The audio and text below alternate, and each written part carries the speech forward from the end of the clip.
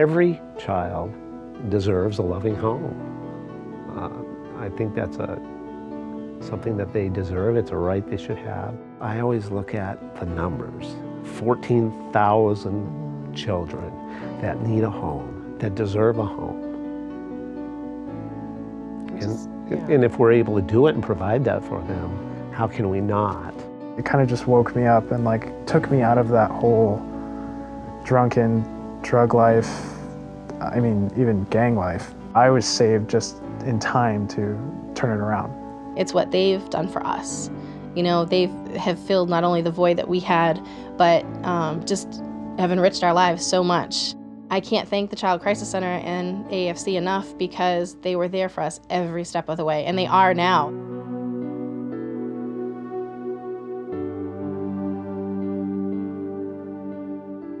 We've been married for 27 years, and about 9 years ago we decided it had been put on our hearts to foster. I'm like, we could do that, we could do this. Our first placement was a beautiful little girl.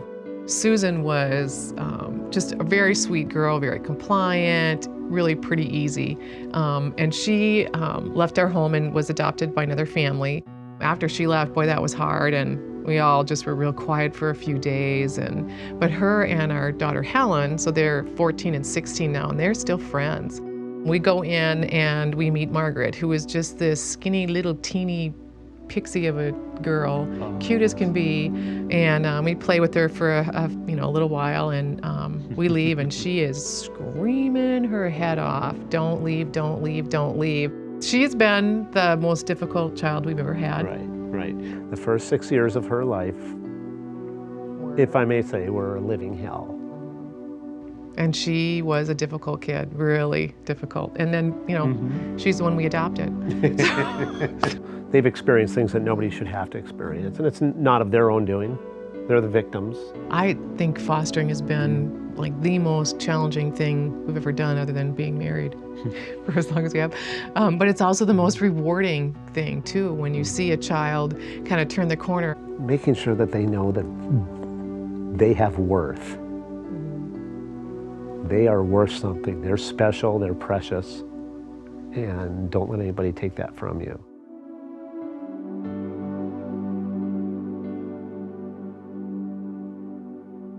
The driven part of me is definitely from just being in that scenario as a kid, being, homeless and being not having, a secure family. My dad was an alcoholic, mom was a drug addict. I mean, I slept in front of a thrift store. I can't even tell you how many times on a bench with my head on my dad's lap, and he would throw his jacket over me, and that was where we stayed for the night. And I hadn't eaten for 2 days. I still remember the last time I actually saw my dad was at the crisis center. I remember he dropped me off, and I was sad because he was leaving, but I was still comforted knowing that he told me he was coming back. Just that memory of that last time I saw him. Because shortly after that, when I moved out of the crisis center, he passed away from the whole drunken debacle. I still, in my heart, thought one day me and him would be able to, hang out. Or I knew that I wasn't gonna be able to live with him, but I knew that maybe I could see him again and say hi. But I was lucky enough to have family members who were already foster parents. I call my aunt my mom. She is definitely my mom. She's been more of a mother than anybody, so that she's definitely earned that title of my mom. Life isn't about living on the streets and, being immersed in drugs and alcohol and abuse. It's about, living and just a happy family. But the crisis center pulled me out of there and showed me a different side of life. I hate to make the crisis center out to be a center, you know what I mean? Just because it was such a home. I just remember all the people there, all the loving, caring people, everyone there cared about you. You never thought, no one there was treated you like you were just some kid and this was their job. They all loved working there, and I still remember all of them. My past, I will never use it as a crutch, I will never make myself think that I can't just because, my parents failed. I want nothing more than to just be successful in life. I don't ever want to be in that situation that my parents put me in. I just want that old school lifestyle, you know, live the American dream, you know.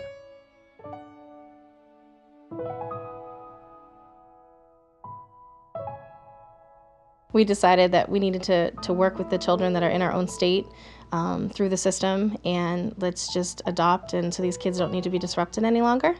So we did our research with through different agencies, and we came across the agency affiliated with Child Crisis Center, and we were just, after we met them, we knew they made it feel like home to us, and we knew we weren't going to go anywhere else. And this is after interviewing about 3 or 4 others. I have 2 that we adopted in 2011, and I have 2 that we're currently fostering that we took in on June 10th.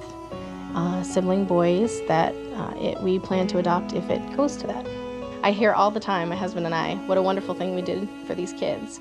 And it's not how we feel at all. We feel that, you know, we were, they're there for us. They truly have changed our lives for the better. And we just wouldn't have wanted it any other way. It feels amazing when the adoption goes through. They definitely wanted to change their last name to be the same last name as us. And I said, yeah, what are you thinking of for middle names? We can certainly do that. And my oldest, Naya, said, well, Mom, if you were able to have your own biological kids, what would you name her if it was a girl? And we told her, and she said that's what she wanted for her middle name. I have a picture of my daughter, the youngest daughter, turning around looking up at me when the judge, read out her new name. And she's just got this smile on her face, and I just melted. She was so excited to hear her last name, to be with us. She says it all the time. She'll say, you know, I have a biological mom, but you're my real mom. And because we were chosen for you. And she'll say, because I'm just like Daddy, you know, A, B, and C. And, you know, Kayla's just like you, Mom. And it's just amazing. You know from the moment those kids are with you that they were supposed to be there. We will just continue as long as we can and help as many kids as we can.